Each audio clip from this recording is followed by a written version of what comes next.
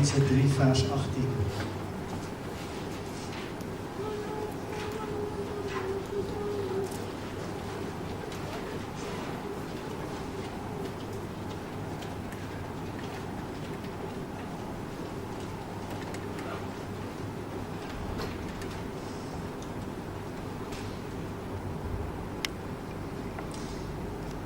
Nou is 'n klomp van ons jong garde wat nie vanmôre in die kerk is nie, wat weet nie of hulle vooruit gelees het en toe gesien het waar ek gaan preek nie. En toe besluit het liewerste kom ons nie kerk te vanmôre nie.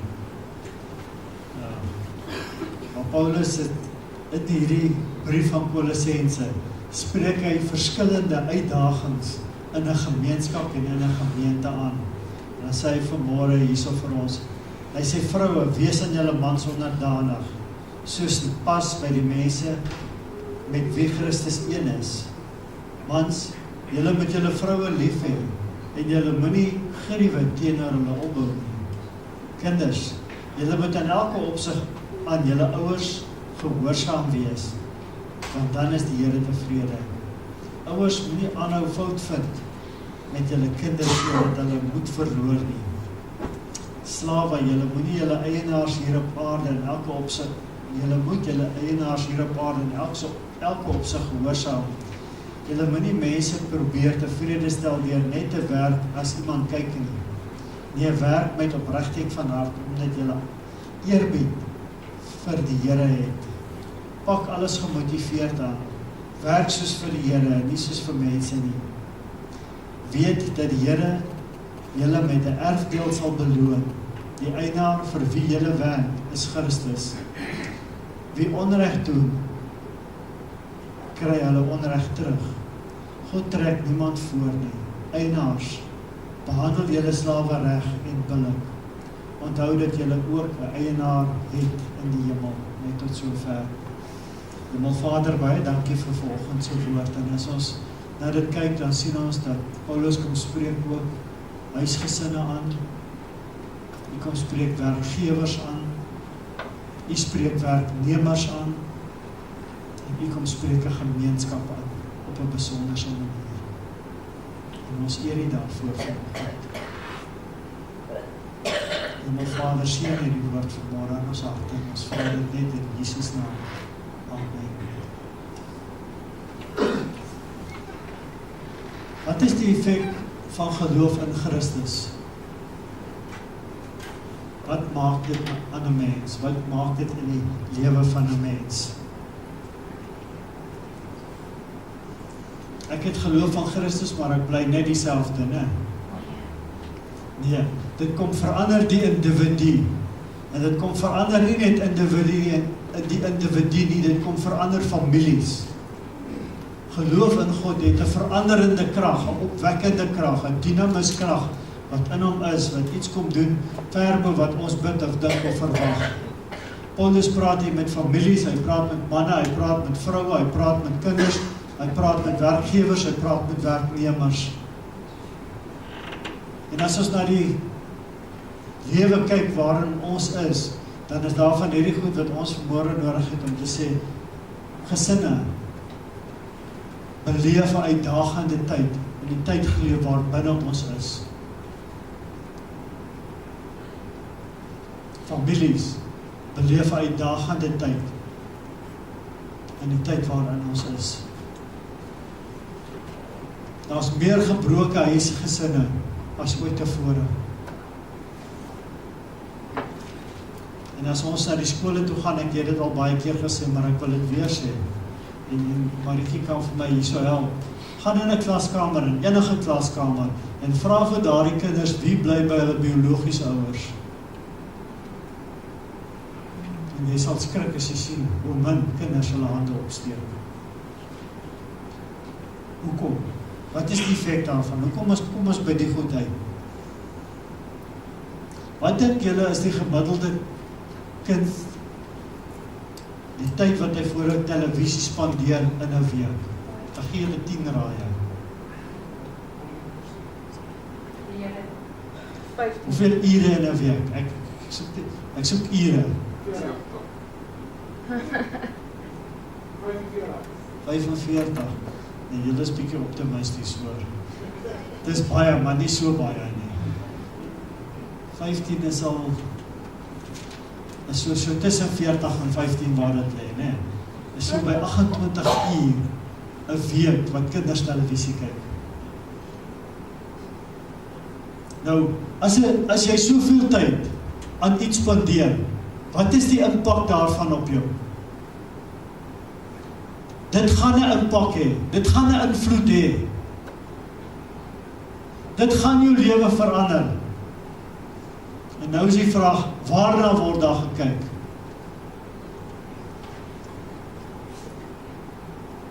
En hier kan ons lank oor 'n debat voer, né?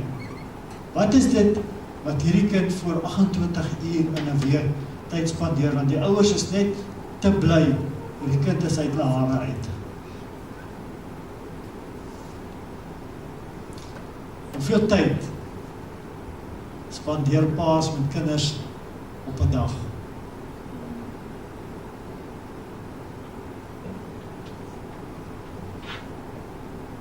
Wat dink julle? Kwaliteit tyd? 10 minute. 5 minute. Is daar nog iemand? 5 minute. Dis nader aan 'n minuut. Dis die realiteit van die huise waarin ons sit. Dis die realiteit van die lewe wat ons het. En nou, hoe gaan dit in ons land? Alles is klop, dis al wel, né? Ekonomie loop vlot. Inflasie is onder beheer. As dit in 'n huisgesin so gaan, kan dit anders gaan in ons land? Kan nie. Want daardie kind word groot, en dit waar my groot geword het, draai in as groot mens in 'n land in, en dit word 'n norm.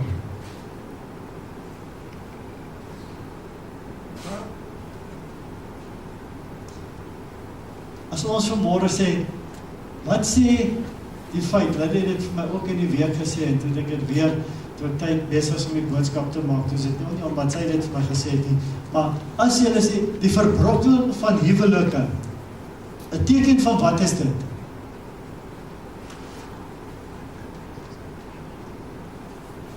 Dis 'n teken van die eindtye is besig om nader te kom. Dis die realiteit.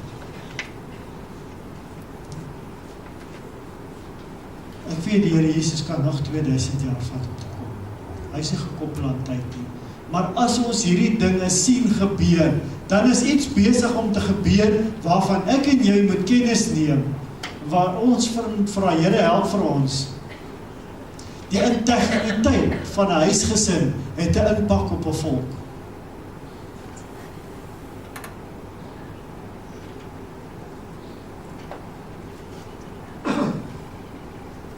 Kan ons sê, dis feit, nee. En ons kan ons vingers na al die ander mense toe wys. As ons sê, die integriteit van 'n Afrikaanse huisgesin het 'n invloed op die Afrikaner, dan is dit so bietjie nader aan die huis, nee.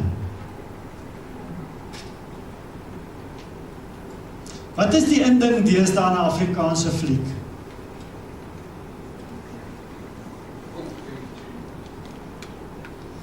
Behalwe dit, ek weet, julle weet waar verstaan OMG, né? Is nie oumal nie? Oh my God. Afrikaanse gesinne en Afrikaanse flieks word daar nie geskroom om mee te vloek nie, dis die inding. Jy kyk nie aan die Afrikaanse fliek as daar nie gevloek word nie. Daar was morele standaarde wat gehandhaaf was, waar gesê het, nou kan minstens na Afrikaanse fliek kyk.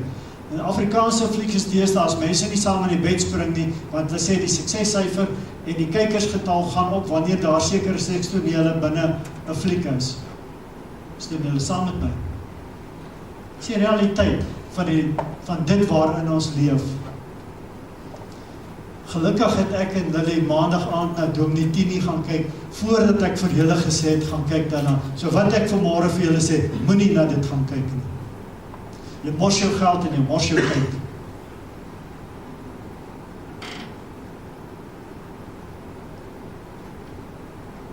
Tot as jy doop nie drink kan vloek, dan moet jy weet waar gaan dit heen.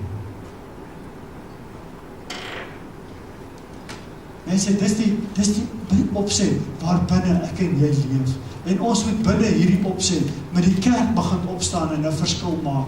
Waar begin dit? Waar begin dit? Vers 18 sê, vroue, wees aan julle mans onderdanig. Nou is hier die hypocrisies wat volg, nee. Ek sal nie aan my man onderdanig wees nie. Ek is bakkenis van die pad af, want Christina Landman kritiseer op, en alles wat daarmee gepaard gaan, nee. Want dis die onderdrukking en die verdrukking van die vrou, want vroueregte sê, hulle moet opstaan vir hulle reg. Maar die woord van God sê, vroue, wees aan julle mans onderdanig. Hoekom het Paulus dit hier geskryf? Hy het 'n baie goeie rede gehad. Want dit wat hy hier geskryf het 'n radikale impak gehad in die Romeinse ryk. So dit meen op Kolosse, want dis die brief waarheen Paulus dit skryf, na die gemeente in Kolosse. En hy was besig om hierdie gemeente op te bou.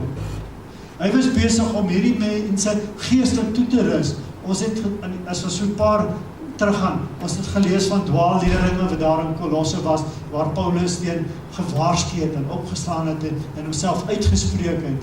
En dan kom Paulus en hy praat van geestelike gevoel, en dan kom en hy staan stil by gesinne. Want vanmôre gaan oor gesinne. Die vrou se rol in die Romeinse ryk was miskien bietjie beter as 'n slaaf, maar nie veel nie.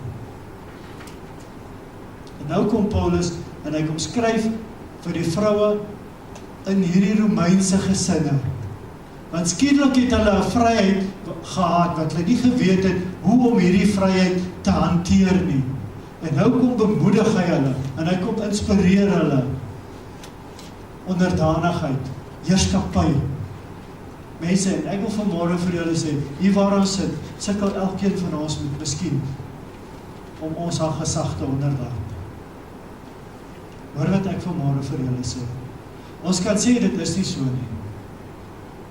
Die realiteit, dit is deel van vandag se lewe.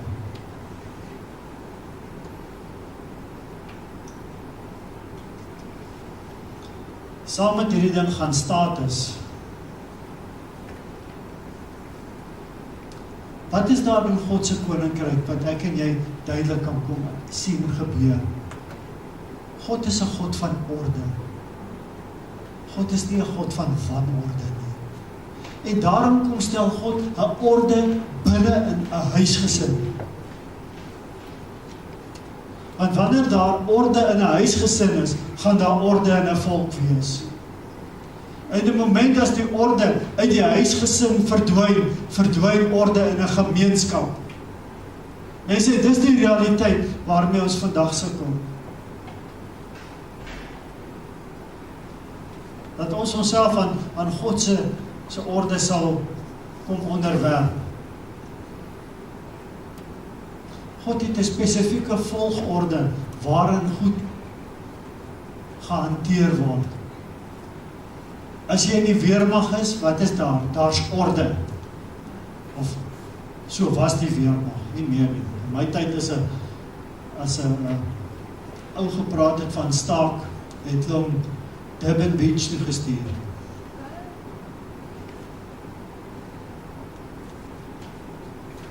Die van julle wat nie weet wat Durban Beach beteken, hulle het dit genoem DB. Jy slaap min en jy werk hard terwyl jy daar is.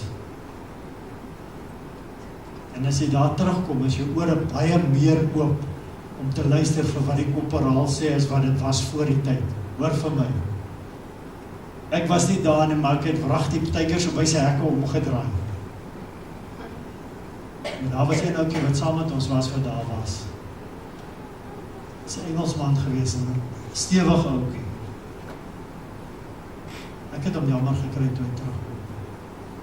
En hy vertel vir ons van wat hy deurgegaan het daar. Dit is die realiteit van die goed orde.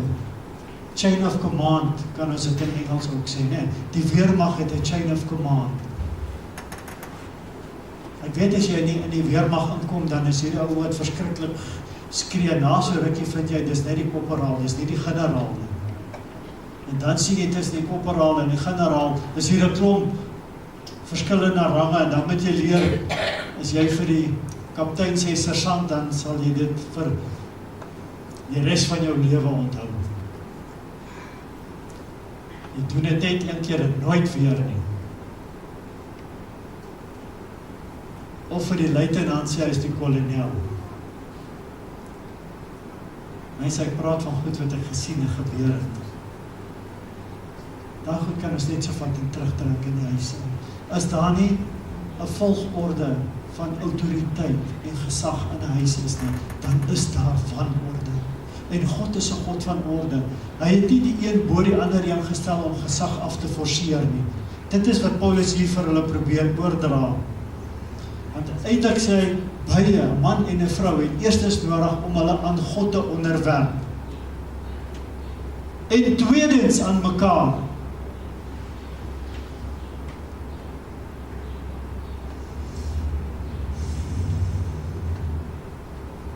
En wanneer 'n mens aan mekaar geonderwerp is, dan is daar respek. Daar's respek vir mekaar. Ons het laasweek ons huweliksherdenking gevier en dan kan 'n mens sê, as ons teruggaan en ons kyk, dan was daar altyd respek gewees vir mekaar binne ons huisgesin.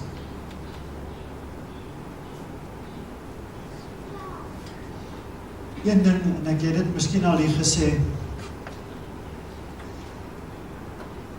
my broer het dit een keer gewaag om met my ma lelik te praat. My pa het hom sê, hoorie, dat ek en jy mekaar mooi verstaan. En die vrou met wie jy so praat, is my vrou. En niemand praat so met haar nie. So pas op. En hy het nooit weer so met haar gepraat nie. Ek hoop julle hoor wat ek probeer thuisbring vanmôre. Ons praat van onderdanigheid, ons praat van gesag, maar ons praat van respek vir mekaar. Onderdanigheid dwing respek af. Weet jy, ons het Vrydag aan, toe staan ek hier met Marianne gesels. En sy sê vir my, Sakkie, ek onthou, ek was in standaard 7. Jy sê, toe was jy en Lily baie verlief gewees. En jy het voor my ma se winkel verbygestap, daar onder 'n Godrich Mall waar ons nie vandag wil stap nie. Sy sê, ek onthou dit nog so goed. Nou, ons praat, Lenet, weet nie of jy vir Sandy ons kan onthou nie. Mevrou van Nieuwenhuisen se klerewinkel. Teens, jy sal dit ook miskien onthou. En haar pa was die bankbestuurder van Volkskasbank, van die ploegwinkel.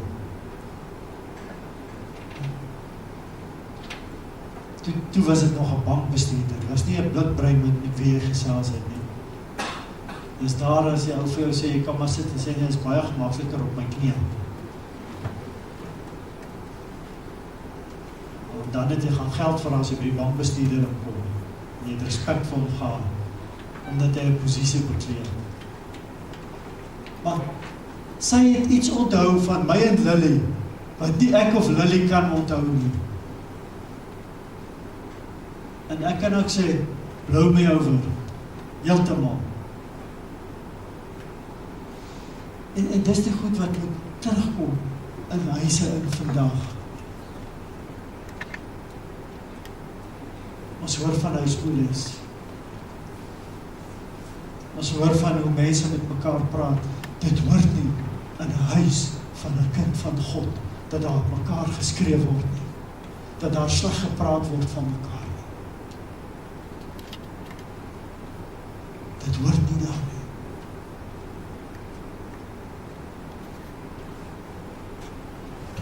Die feit dat 'n mens jou eerstens aan God onderwerp, aan God se gesag, God se heerskappy onderwerp. Dan kan ons gesels oor die woord rebellie of opstandigheid. En wat is die effek en die impak daarvan op 'n individu se lewe? Maar onderwerping aan God se gesag lei tot vervulling. Dit lei tot geesvervulling ook. Dit lei tot 'n vervulde lewe. 'n lewe wat eer aan God bring. 'n lewe wat God se naam kom groot maak. En jy sal daardie vervulling op geen ander manier beleef as om jouself aan God te onderwerp nie. Weet jy, en ek kan vanmôre vir julle sê, as ek vanmôre in my studeerkamer sommer net so op my knie gaan en ek sê, Here, dit is genade dat ek vanmôre die voorreg het om op my knie te gaan en te gaan bid.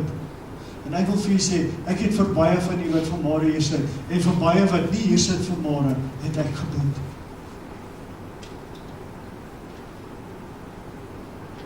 En nogmaals ook vir die Here dankie sê. Vrydag aand toe ek en Lily by die huis kom, het ons vir die Here kom dankie sê vir 'n wonderlike Vrydag aand. Om tyd saam te spandeer, om mense te sien. Een van die besoekers het gesê, is dit nie kerk wees om net so by mekaar te kom, om net hierdie tyd saam te spandeer. Een kom ingestap en sê, hoorie, is hierdie 'n tipe van fondsinsameling. Ons sê nee, dis 'n saamkuier geleentheid. Is wanneer kinders van God by mekaar kom. Die gemeenskap van die heiliges met mekaar te kan deel. En dan kry jy opstandige klomp mense wat sê, doem die sakkie, doem die sakkie, doem die sakkie. Dat hy aan musical chairs moet deelneem. En ek het gehoor wie is die een wat hierdie ding aan die gang gebring het. Ek hou julle dop, né? Maar weet julle, dit was so lekker gewees. Mense, ons moet God kon vertrou om ons gesinne te begin te herstel. Om genesing te bring. 'n huwelik ontstaan as gevolg van romanse. Daar's 'n gevoel vir mekaar. Daar's 'n opgewondenheid. En dan verdwyn die romanse. En dan is die realiteit daar, want weet jy wat, jy begin die tekortkominge aan mekaar se lewens raak sien.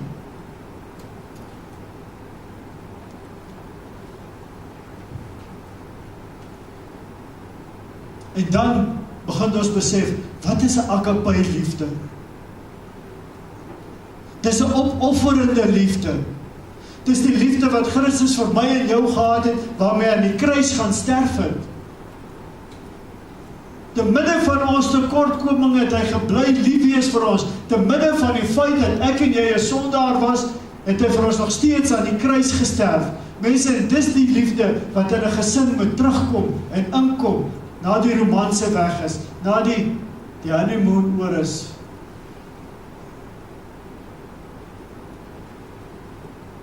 Die honey is weg, is net die maan wat oorbly.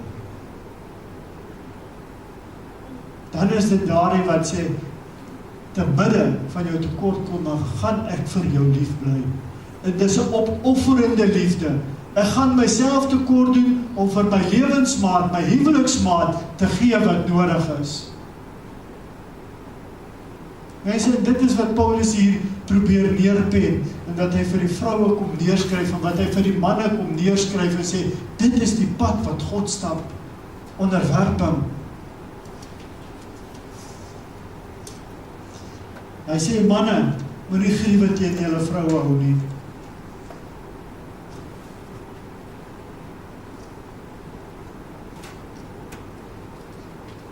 Hy sê dit dan, vers 19. Mans, julle moet julle vroue lief hê, en julle moenie gruwe teenoor hulle opbou nie. Het iemand 'n ou vertaling oop by daai vers 19? Help jy vir ons lees daar asseblief. Maar julle moet julle vroue lief hê,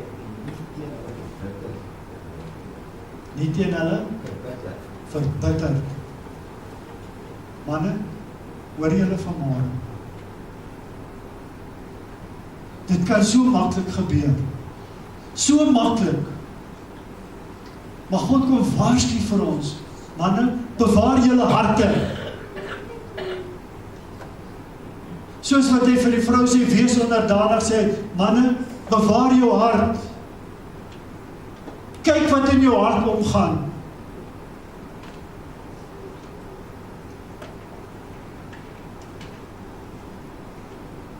Die moment as daar goed opgekrop word, wat is die uiteinde daarvan? Ek vat die pad, ek loop. Daar is die plek vir 'n saadjie van bitterheid in 'n man se hart in 'n huwelik nie.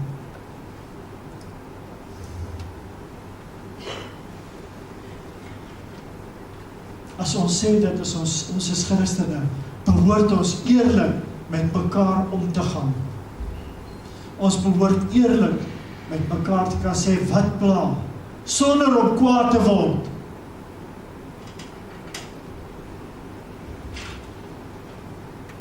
En sê, dit is in die hart van 'n gesonde gesin. Dit begin by 'n ma en 'n pa.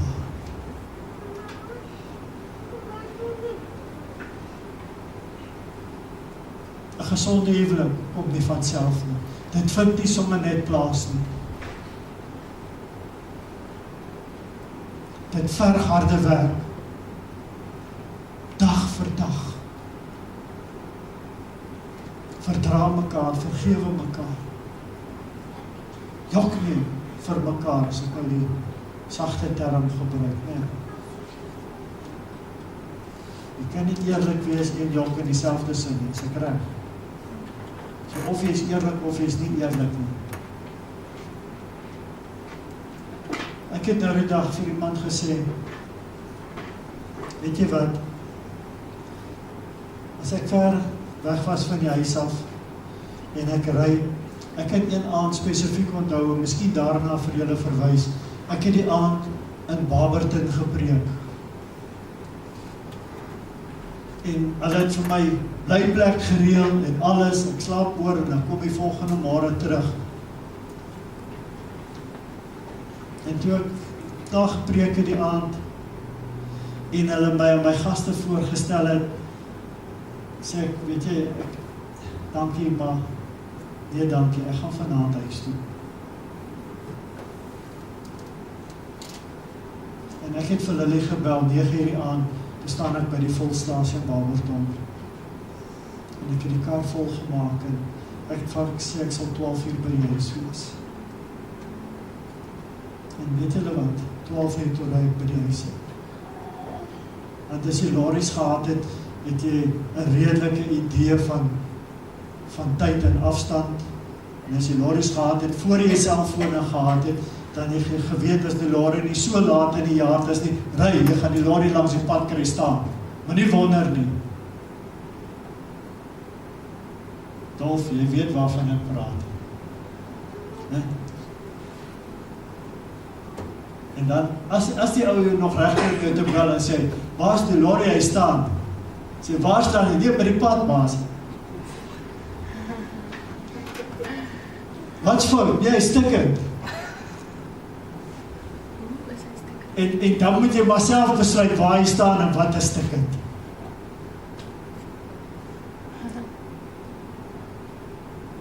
As ek by 'n plek ry, sal ek altyd vir Lily laat weet waar is ek. Ek is op pad. En dit is om mekaar te ken in wat jy doen. Nie sommer net op te tree nie. Mense, dis die klein goed wat vertroue in 'n verhouding kom bou. Dis die klein dinge wat 'n verhouding kom versterk.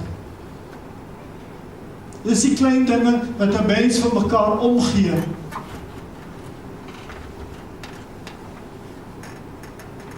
Om jouself aan Christus te onderwerp, het 'n impak op 'n huwelik.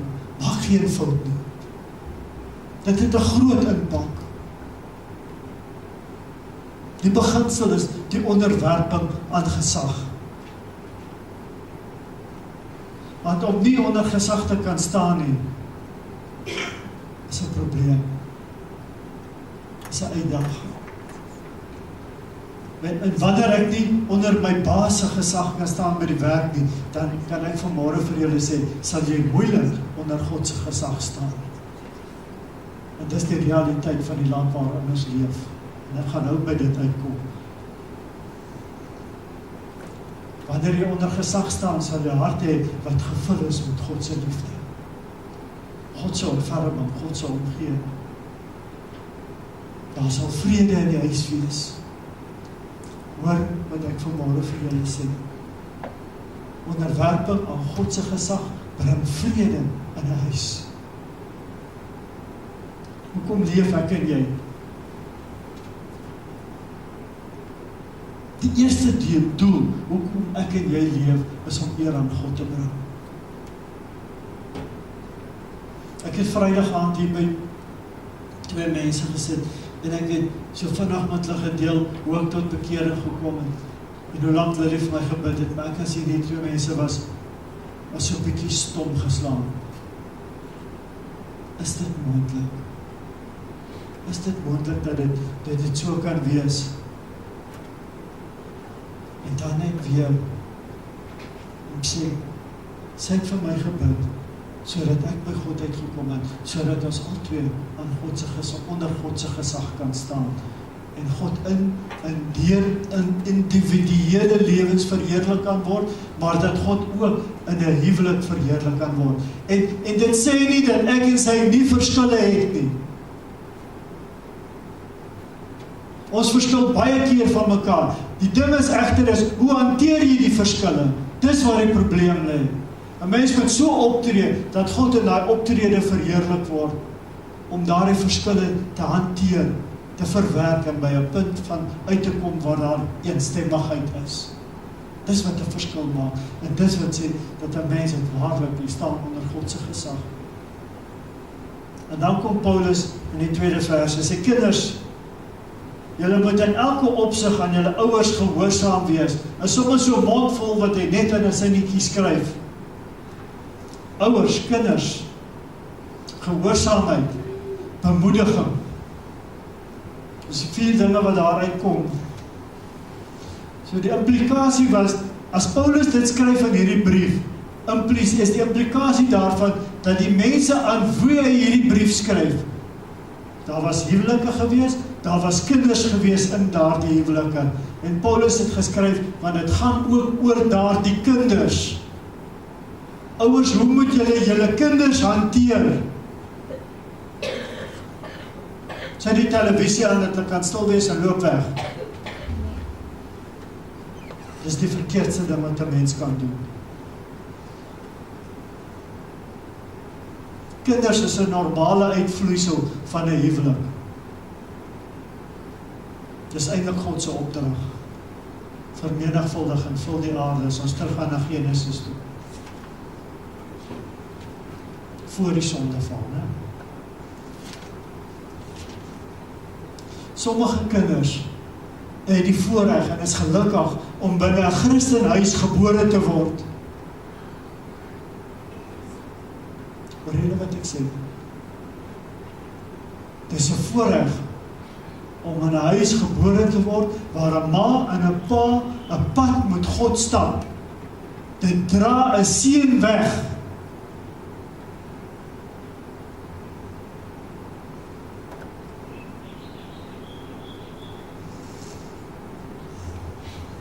Kinders het baie regte in die tyd waarin ons leef. Ons het menseregte, ons het kinderregte en ons het nog regte. Ek wil net 2 regte van 'n kind kom uitlig vanmôre. En die eerste een is 'n kind het die reg om gebore te word as 'n ma swanger is. 'n kind het die reg om gebore te word.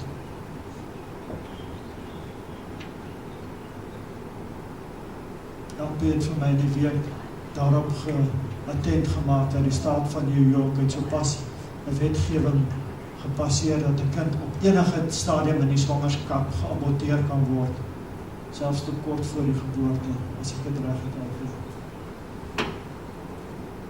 'n kind het 'n reg op lewe.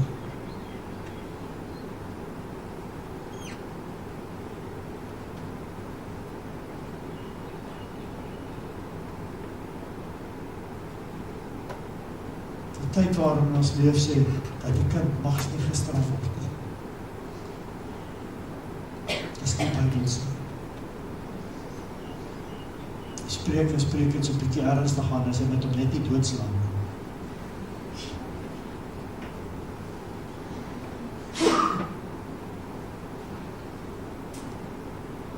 Dis nie wat ek wil uitleg nie. Dit gaan hier aan onderdanigheid nog steeds nie.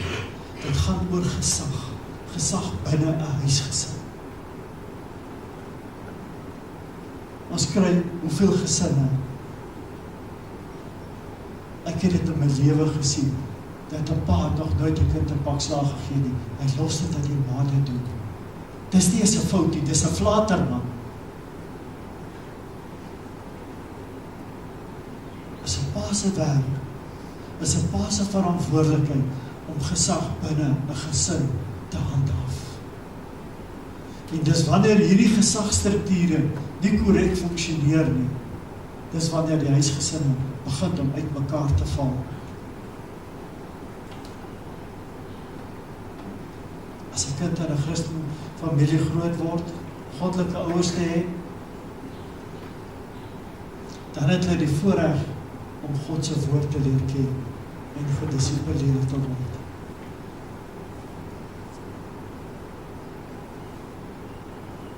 Weet julle, ek mag maar mense uitsonder vanmôre. Christian het in die kerk groot geword.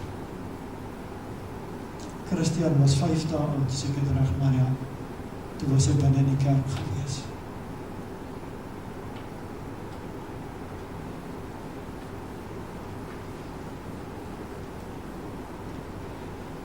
Weet jy, 'n kind mag maar raas in 'n kerk.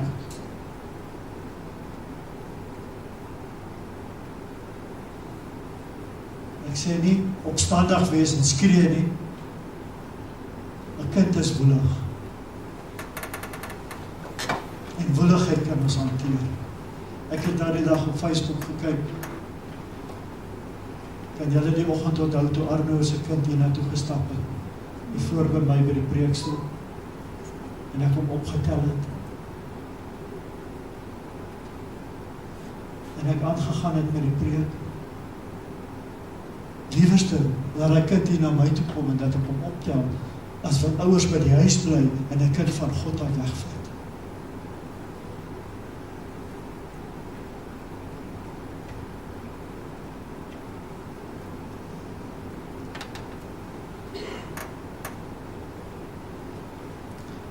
John H. Sakkie was 'n man wat sy vrou wreed vermoor het in Engeland. En hy is ter dood veroordeel.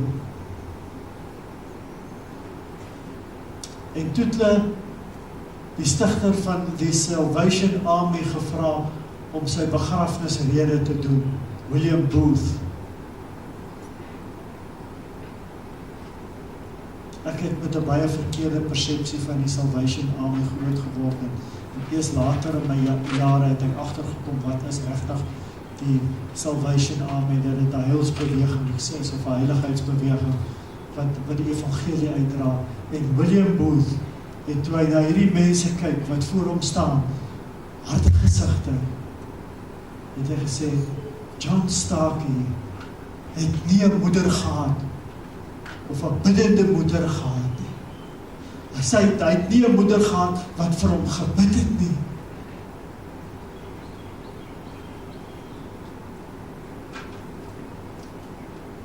En dis tot waar die verhaaltjie gegaan het. Kan ons besef, wat is die impak van 'n ouer op 'n kind? Ouers, moenie ophou bid vir julle kinders nie. Nie wanneer jy lus het nie, elke dag.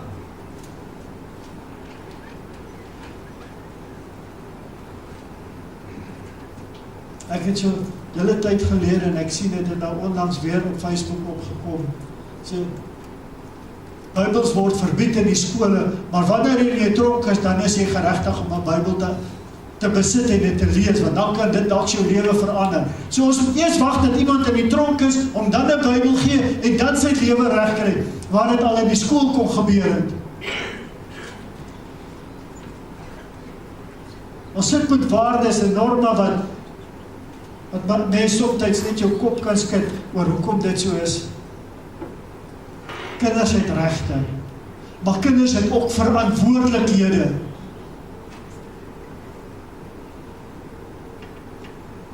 Eerstens is dat 'n kind se ouers sal gehoorsaam.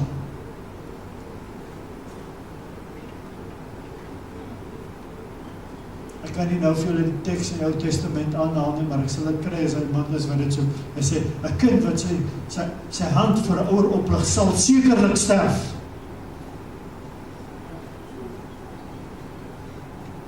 Die 5de gebod is die enigste gebod met 'n belofte. Hy sê, eer jou vader en jou moeder. En dis daar nie in fynskrif wanneer hulle reg is nie. Hy sê, eer jou vader en jou moeder, ongeag.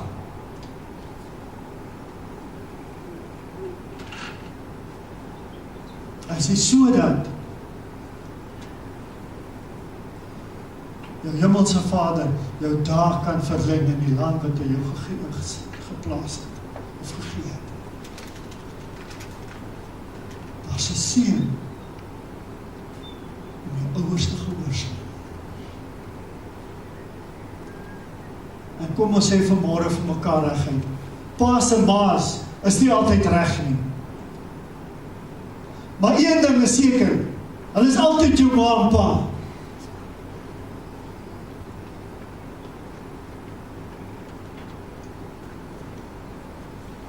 In vandag se tyd het ons gehoorsame ouers. Want ouers moet luister na wat die kinders sê. Vra vir Maria, gaan kyk daar na klas. Van so groot af. En as dit reël was, kan jy maar in die ander skool ook gaan kyk het. En ek gee nie wat die skool se naam nie. Dis die realiteit van die tyd waarin ons leef. Kinders, gehoorsaam nie meer hulle ouers nie. En dan is ons verstom as 'n taxi aan die verkeerde kant van die pad afgery kom. Een fout, hy taxibestuurder weet nie wat is dit om aan gesag onderwerp te word nie.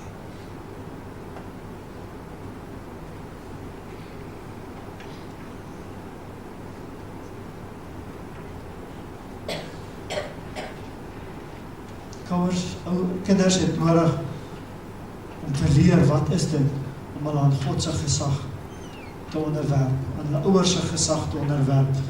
Om jou aan God se gesag te onderwerp, begin in jou ouerhuis om jou aan jou ouers se gesag te onderwerp, omdat jou ouer onder God se gesag staan. Kan ons weer sien hoe die volgorde afwendel. Wat se kinders maak ons groot is, soos hulle leer, dat hulle kry maar net alles wat hulle vra.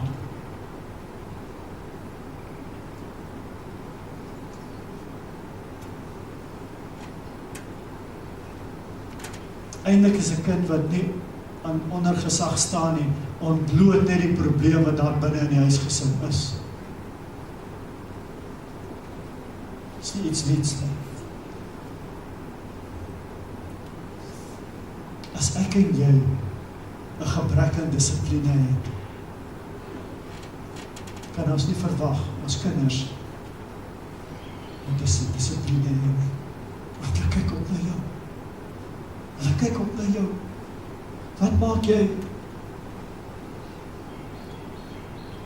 As 'n pa en ma nie onder God se autoriteit staan nie, sal 'n kind ook nie onder God se autoriteit staan nie. Tensy iemand waarlik tot bekering kom, en dan verander die hele orde in daardie persoon, daai individueel. En dis waar ek in die begin het. Geloof in God verander 'n individu se lewe, dit verander 'n familie se lewe.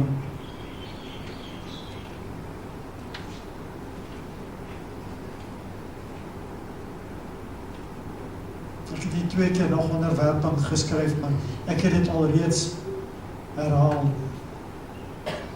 God word verheerlik wanneer ons onder gesag kan staan. En dan, ek het nie, as ek nog oor die werksituasie met preek, gaan julle nog 'n halfuur hier moet sit. Is hoe preek ook teenoor my meerder is by die werk.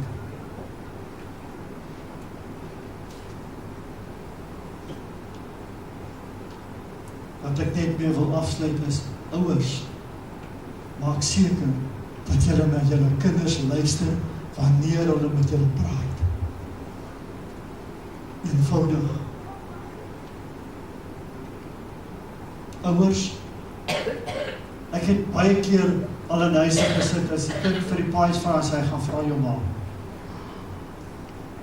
En as die ma sê ja, dan is die gord gaan. So ma en pa stem saam oor wat 'n kind mag en nie mag doen nie. As 'n kind iets vra, maak seker dat julle mekaar verstaan oor wat gevra word.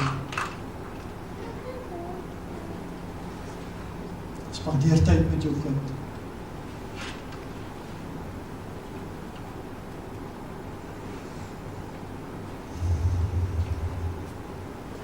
Kom ek sê vandag vir julle, 'n Christenkind het dit nie maklik in hierdie lewe nie.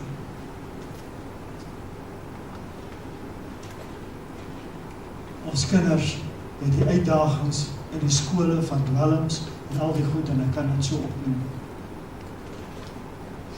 Dit begin by die huis om daar die kind die regte leiding te gee. Dit begin in die huis om saam met daai kind te bid dat hy sal vasstaan. En volharding vir daardie kind te bid. As ek terugkom na William Booth wat sê, dat Sakkie het nie 'n biddende moeder gehad nie, dan laat dit my onvermydelik terugdink aan John Wesley se ma, wat in die kombuis as sy op die stoel gaan sit het en haar voorskoot oor haar kop gegooi het, dan het die kinders stil gebly, want ma is in die teenwoordigheid van God. En haar kinders was Christene, dat God aanbid. En twee van daai mense, John en Charles Wesley, het groot geestelike leiers geword. Hoekom? Omdat hulle 'n ouer gehad het, 'n ma gehad het, wat vir hulle gebid het.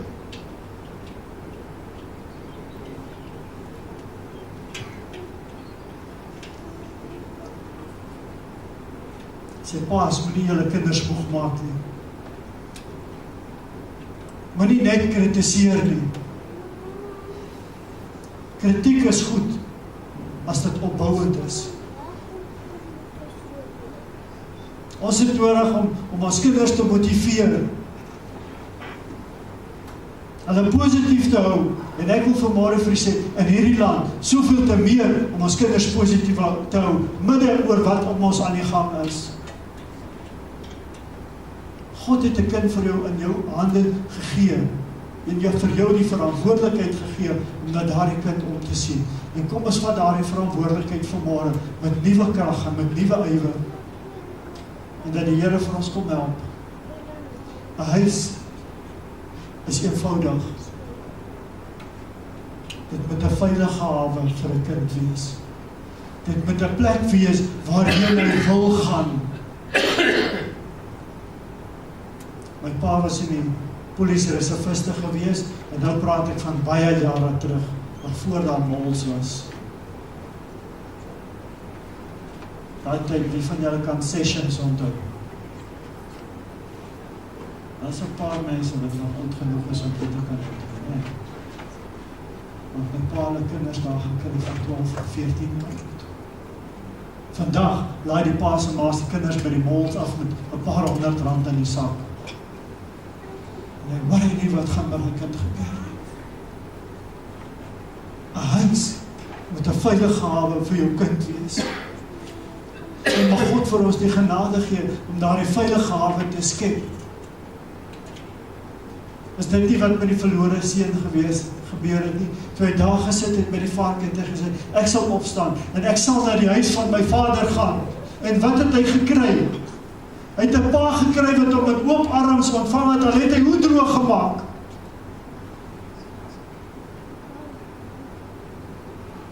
Mense, dis die goed wat Paulus kom oordra en vir hierdie mense mee kom bemoedig het. dat huisgesinne gesond kan wees en kan word. En dan wil ek vanmôre vir julle sê, ek haal my hoed af vir enkelouers. Ek haal my hoed af vir hulle.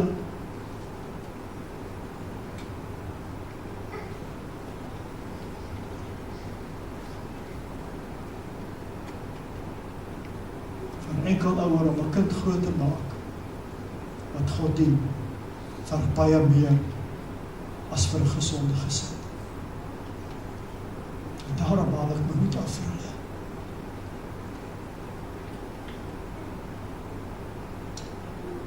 En ek wil afsluit deur te vra, ma, pa, ouma, oupa, hoe lyk jou verhouding vanmôre met God? Hoe lyk jou verhouding met God? Het jy 'n verhouding met God? Kom ons begin by dit. En as jy vanmôre kan sê, Sakkie, ek het nie, dan het daar vanmôre iets gebeur in jou lewe, dat jy by die punt kan kom en sê, Here, ek smag daarna. Dis my gebed vanmôre. Is nooit te laat nie. Is nooit te laat nie. God gee vir ons 'n geleentheid ook om regstellings te maak.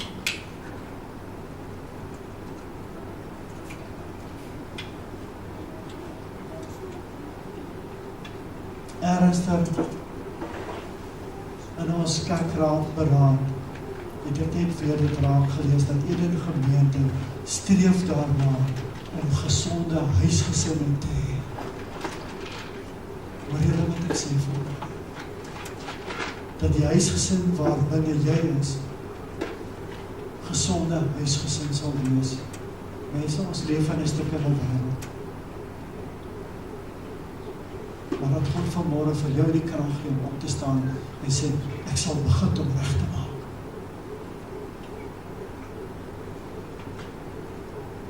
En God eer dit. Mag die Here vanmôre vir julle kom vashou en vir julle kom toevou in sy liefde en in sy genade. Hemel Vader, baie dankie dat ons vanmôre diep voor U kan neerbuig en U kan aanbid. Here, dankie vir U hart vir 'n gesin. Dankie vir U hart vir 'n ma en pa. Dankie vir U hart vir 'n ouma en oupa. Here, ek wil vanmôre 'n seën oor hulle kom afbid. En ek wil kom vra, my Vader, dat U vir ons so steadfast hou. Here, en waar daar herstel nodig is, bid ek, Here, dat U dit sal bring. Dankie vir ons. Bly dit by U vanmôre. Hemel Vader, gee vir ons die krag en die genade om 'n verskil te maak. Ek bid dit in Jesus naam. Amen. Ons gaan afsluit met 'n laaste lied.